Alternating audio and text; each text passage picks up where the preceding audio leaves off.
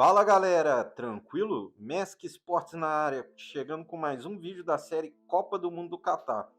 E hoje eu vou falar dos confrontos da segunda rodada do grupo E e F. A gente vai começar falando do confronto Japão-Costa Rica e vamos falar agora do Japão. O Japão chegou na Copa do Mundo num grupo extremamente complicado com Alemanha e Espanha, que naturalmente têm um favoritismo na disputa pela classificação, mas logo de cara mostraram que tem um bom time e surpreendeu a Alemanha na estreia da Copa. Isso só mostra que o time japonês vem forte e tem muita qualidade.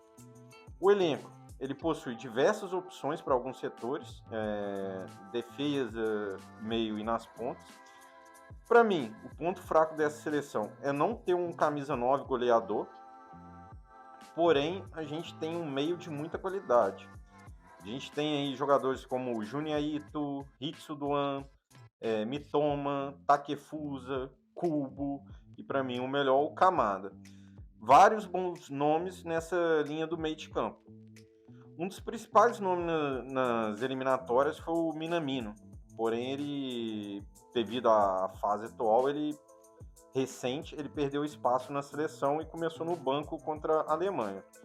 O Japão, ele joga de que forma? Geralmente é num 4-5-1, com uma linha de 4 defensores, 2 volantes, 3 meias atrás de um único atacante. Eu acredito que após a grande vitória contra a Alemanha, não tem alterações. Para esse jogo, os prováveis são o goleiro Gonda, os laterais Sakai e o experiente Nagatomo. A zaga vem com Itakura e Yoshida, e os dois volantes Tanaka e Endo. A linha ofensiva no meio, ela vem com Ito pela direita, o melhor jogador dessa seleção, Kamada, centralizado, e Kubo pela esquerda. E no ataque a gente tem o Maeda. Agora eu vou falar da seleção da Costa Rica. A Costa Rica ela chegou com uma missão assim, praticamente impossível pela frente nessa Copa. Ela caiu em um grupo com Espanha, Alemanha e Japão. Simplesmente os três, são bem superiores tecnicamente. Essa já não é mais aquela seleção que surpreendeu em 2014, que só foi ser eliminada nas quartas de final pela Holanda, nos pênaltis ainda por cima. Ela não conseguiu fazer um bom ciclo de Copa do Mundo. Ela tentou fazer uma mescla entre jogadores experientes e jogadores mais jovens para fazer aquele processo de renovação. Esses jogadores jovens são o Benetti e o Contreira. Eles são a esperança de renovação desse elenco. E por esse motivo eu não acredito que será uma zebra. Para mim, a Costa Rica não vai arrumar nada mais nessa Copa. Ainda mais depois dessa derrota por 7-0. Eles sequer finalizaram no gol, pessoal. Foram 0 chutes em 90 minutos. É complicado, ainda mais tendo como seu principal jogador um goleiro, né? Que é todo mundo conhece, o Keylor Navas. Geralmente eles jogam num 4-4-2. Desculpe. Eles jogam num 4-4-2. Foi assim na estreia contra a Espanha. Talvez pelo resultado a gente veja algumas alterações, já que a estreia foi trágica. Caso não haja alterações, os prováveis são Navas no gol, Martins e Oviedo nas laterais, a zaga sendo composta por Calvo e Duarte, uma linha de 4 meias com Fuller na direita, Benetti na esquerda e os centrais sendo Borges e Terreda. No ataque a gente tem o experiente Campbell e a jovem promessa o Contreras. Meu palpite para esse jogo, eu não acho que a Costa Rica vá tão mal quanto foi contra a Espanha, mas ainda assim acredito numa vitória fácil do Japão aí por provavelmente 2-0, às vezes chegando a 3. Ainda mais depois da excelente estreia contra a Alemanha, né? Que pra gente foi excelente esse jogo. Agora passando para o confronto Espanha e Alemanha, começando pela Espanha. A Espanha, ela já não tem mais aqueles jogadores absurdos que tinham, como Iniesta, Xavi, Raul, entre tantos outros. mas ela aposta no rejuvenescimento do elenco e o bom jogo coletivo. O técnico Luiz Henrique foi muito importante nesse ciclo de Copa e ele conseguiu montar uma equipe muito competitiva. Apesar de ser um pouco questionado, porque ele optou por alguns jogadores que não têm tanto espaço em seus clubes, como Ferran Torres, Asensio, Saraiva e o próprio Eric Garcia. Ele traz bons resultados e chegou à Copa do Mundo muito bem, a estreia que eu diga, né? O ponto fraco dessa equipe, para mim, é o sistema defensivo, já que são jogadores mais envelhecidos. Para mim, não são jogadores com um nível muito bom. Eu teria levado o Sérgio Ramos e o De Gea.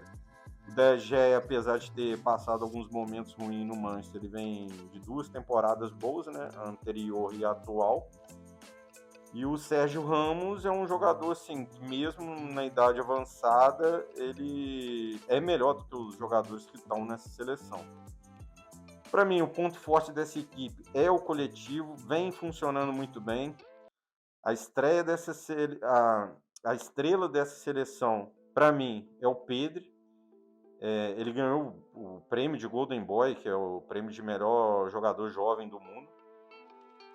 A Espanha, ela tem um time de muita pegada sem bola, sempre tentando roubar rapidamente a bola para manter o controle do jogo.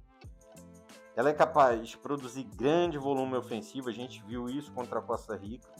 Geralmente eles jogam num 4-3-3, foi assim na estreia, após a grande vitória, deve manter os mesmos nomes, ainda mais indo para o jogo mais difícil, assim, considerado mais difícil, que é contra a Alemanha. Os prováveis para esse jogo, então, são o goleiro Unai Simon, os laterais Azpilicueta e Alba, a zaga com Rodri e Laporte. Aí no meio a gente tem a linha de 3 composta pelo Busquets como volante, o Gavi, outro bom jovem, e o Pedri. O trio de ataque a gente tem outro bom jovem dessa seleção, que é o Dani Olmo, na esquerda, o Ferran na direita e centralizado o Asensio. Agora a gente passando para a seleção da Alemanha. A Alemanha vai para sua primeira grande competição após a era Joachim Löw. O desempenho na Copa do Mundo de 2018 e na Euro 2021 foi muito decepcionante. Quem está tentando reconstruir essa seleção e salvar o prestígio dessa seleção é o Hans Flick. Ele é um técnico que conhece muito bem a maioria dos jogadores, foi técnico do Bayern de Munique, fez um excelente trabalho por lá. A Alemanha, apesar da qualidade, chega com muita desconfiança para essa Copa, chegou, né, com muita desconfiança. Ela teve resultados recentes bem abaixo e a gente viu na estreia que eles continuam bem abaixo do que pode fazer. Para a gente é uma alegria, né? A Alemanha, se eu não posso completar a palavra,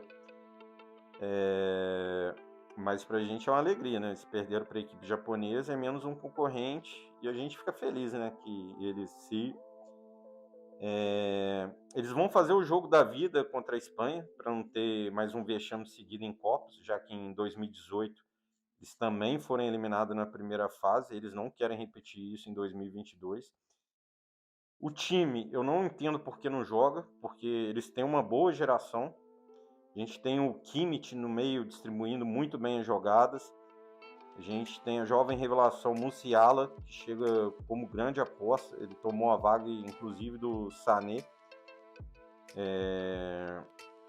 Tanto no Bayern quanto na seleção. Geralmente, a Alemanha joga no 4-5-1, com uma linha defensiva com 4 jogadores. Nas laterais, a gente tem o Raul e o Sueli. Os zagueiros são o bom zagueiro Rudiger e o Schlotterbeck. Uma linha com 2 volantes formada por Kimmich e Gundogan. A linha ofensiva de meias formada por Musiala pela esquerda e Gnabry pela direita. E a gente tem o Thomas Müller centralizado. No ataque, sozinho a gente tem um Havertz. Eu acredito que possa ter uma mudança nesse meio, para ter mais mobilidade. Talvez o técnico opte pela saída do Miller e a entrada do Sané. O Sané ele pode jogar tanto centralizado como pela esquerda, assim como o Musiala. Então, assim, meu palpite, a Alemanha precisando da vitória para se manter viva na competição, eu acredito que o Miller saia desse time e dê lugar ao Sané. O meu palpite para esse jogo, a Alemanha tem jogadores mais experientes, e isso pode fazer assim, uma grande diferença nessa partida contra a Espanha, já que a Espanha é uma seleção jovem. A Alemanha, sabendo que a Espanha gosta de ficar com a bola no pé, ela vai tentar controlar a posse de bola, o jogo, porque a Espanha é muito perigosa com a bola no pé. Eu acho, assim, se você for parar para analisar, a seleção alemã, a maioria dos jogadores são do Bayern. A seleção espanhola tem muitos jogadores do Barcelona. Então, assim, se você pegar o confronto direto entre Barcelona e Bayern de Munique, o Bayern de Munique está vencendo por lavada. Então, eu acredito numa vitória simples dos alemães nesse jogo, e esse é um dos motivos. O que pode atrapalhar a seleção da Alemanha é a pressão, porque ser eliminado pela segunda vez consecutiva na primeira fase seria um vexame. Então, assim, se eles entrarem com medo, nervosos, aí o jogo pode ir para a Espanha. Mas até então, o meu palpite é uma vitória simples para a Alemanha. Agora, passando para o grupo F, vou comentar agora do confronto Bélgica e Marrocos, começando pela Bélgica. A Bélgica, a gente sabe, já não é mais a mesma que venceu o Brasil em 2018. Com jogadores embaixo como o Hazard, ela chega com um nível abaixo, que já não é mais aquela geração que a gente conheceu e que tinha bons resultados. O trabalho do Martínez, ele teve continuidade, porém ele encontrou muitos desafios, porque esse ciclo foi mais de renovação, né? A defesa é o primeiro setor que sofre assim, para encontrar jogadores que possam fazer a renovação desse elenco. O meio-campo é um meio de campo de qualidade, os jogadores pegaram mais experiência, a gente tem aí o Tielemans, o Witzel e o cracasso De Bruyne. No ataque, o Lukaku, ele não está 100%, ele faz muita falta para essa seleção, porque ele é um jogador referência e ele prende os zagueiros no campo adversário, entendeu? E ele não vai jogar contra o Marrocos, para decepção da Bélgica, ele não joga, ainda não está 100% recuperado. A Bélgica, ela conta com alguns bons nomes, mas a gente tem aí o Mertens, que está em baixa, Decatelari, que é uma jovem promessa, fez alguns bons jogos pelo Milan, mas ainda oscila muito. A gente tem também o Trossard. A Bélgica, apesar da vitória, ela não fez um bom jogo contra a surpreendente seleção do Canadá. Eles geralmente jogam num 3-6-1, alternando também para um 3-4-3. O time provável para começar esse jogo, a gente tem o goleiro Courtois, a linha de 3 defensores com Vertonghen, Alderweireld e Dendoncker, uma linha de 4 jogadores no meio campo com Carrasco pela esquerda, o Witzel e Tielemans na volância, e na direita a gente vai ter o Castanho. A linha ofensiva tem o De Bruyne, um pouquinho mais recuado, ajudando nas construções das jogadas, o Hazard pela esquerda e o Batshuayi pela direita. Agora, passando para a seleção do Marrocos. O Marrocos, ele trocou de técnico há poucos meses da Copa do Mundo.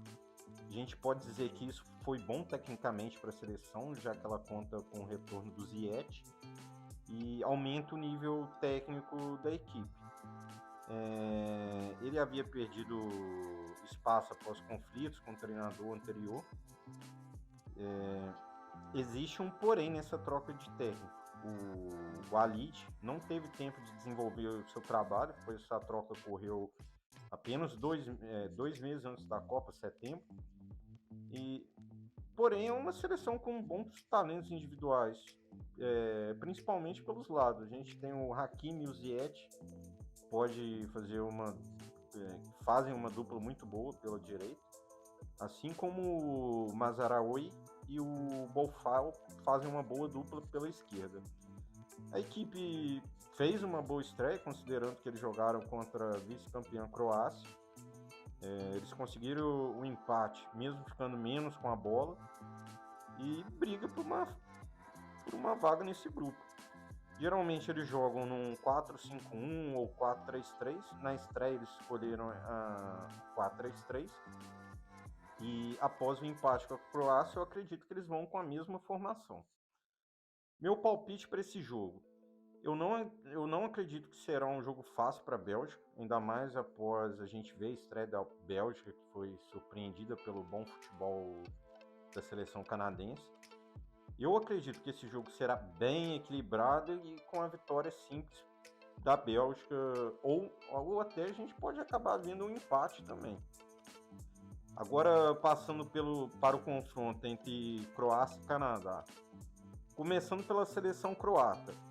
A Croácia ela foi vice-campeã mundial em 2018. Ela vem para o Catar tentando repetir essa boa campanha. Não é uma tarefa nada fácil, já que a equipe está envelhecida e oscilou bastante nesse último ciclo. Eles já não contam com jogadores que foram importantes na Rússia, como o Rakitic e o Mandzukic. Porém, chegou ainda com um meio de campo de muita qualidade, né? A gente tem o Brozovic, o Modric, o Kovacic. O sistema defensivo foi renovado. Eu acho que assim, o ponto fraco dessa seleção. Eles não têm também um 9 goleador, matador. O escolhido para o primeiro jogo foi o Kramaric. Outra opção que nós temos seria o Petkovic, jogador do Dinamo Zagreb. A Croácia ela fez uma estreia abaixo do esperado contra a seleção do Marrocos. Eu acho que foi abaixo porque a Croácia tem um elenco mais qualificado, se você for pegar individualmente. Geralmente a Croácia ela joga num 4-3-3, foi assim nas estreias. E os 11 prováveis são o goleiro Livakovic, a linha de 4 defensores com os laterais Juranovic e Sosa, a zaga composta pelos centrais o Lovren, que é um bom zagueiro, e o Gvardiol, acho que é assim que pronuncia, não tenho certeza. A linha de 3 meias vem com Kovacic pela esquerda, Brozovic centralizado e Modric pela direita. E o trio ofensivo formado pelo bom jogador Perisic na esquerda, Vlasic pela direita e centralizado ou Kramaric. Talvez tenha uma alteração o Petkovic é um jogador de muita qualidade, então a gente pode ver o Petkovic no lugar do Kramaric. Agora passando para a seleção canadense. O Canadá é uma grande surpresa nessa Copa do Mundo. Ela fez um excelente ciclo, terminando em primeiro lugar nas eliminatórias norte-americanas. Ela fez um excelente jogo contra a Bélgica, considerando tudo. O Canadá, ele nunca teve relevância no futebol. Sua única participação antes dessa, em 2022, foi em 86, e eles não chegaram a marcar sequer um gol. Após isso, o time nunca chegou muito perto de se classificar para uma Copa. Então, assim, teve um salto muito grande de sua evolução e eles conseguiram montar um time competitivo nesse ciclo. O Alphonso Davies é a referência dessa equipe, mas para mim, a peça mais importante na mudança desse cenário ruim que o Canadá tinha é o técnico John Herdman. Ele é um treinador de sucesso na seleção feminina. Ele aceitou o desafio de montar um time capaz de atingir bons resultados. A gente tem aí outros jogadores assim que tem um nível até legal. A gente tem o Jonathan David, o Steven Eustáquio, que dão um pouco mais de qualidade para essa seleção. A seleção canadense tem um time muito veloz, eles levam muito perigo nos contra-ataques. Geralmente eles jogam num 4-4-2 ou num 3-4-3. 3-4-3 foi a opção escolhida para a estreia e talvez seja mantida para esse jogo. Eu não acredito que haja troca no time, porque eles fizeram um bom jogo contra a seleção belga. Então os prováveis são, no gol, Borjan, o trio de zaga formado por Johnston, Vitória e Miller, uma linha de 4 com Laréa pela direita e Davis na esquerda, centralizados Eustáquio e Hanson, e o trio ofensivo formado por desculpa galera, porque os nomes são complicados, Buchanan pela direita, Oilê pela esquerda e o Jonathan Davi centralizado. Meu palpite para esse jogo, assim como foi contra a Bélgica, os canadenses não vão facilitar para a Croácia. A Croácia ela deve entrar mais ligada nessa partida, já que saiu com empate contra o Marrocos, e ela precisa somar pontos para garantir a classificação. Mas apesar da Croácia ter um time tecnicamente e individualmente superior, eu acredito que esse jogo vai ser bem equilibrado e, para mim, a seleção da Croácia vence aí por um gol de diferença, às vezes até um 2-0, um 2-1, mas vai ser um jogo complicado para a Croácia. É isso aí, galera. Mais um vídeo chegando ao final. Curta, se inscreva e compartilhe. O crescimento desse canal depende de vocês. Tamo junto. Aquele abraço.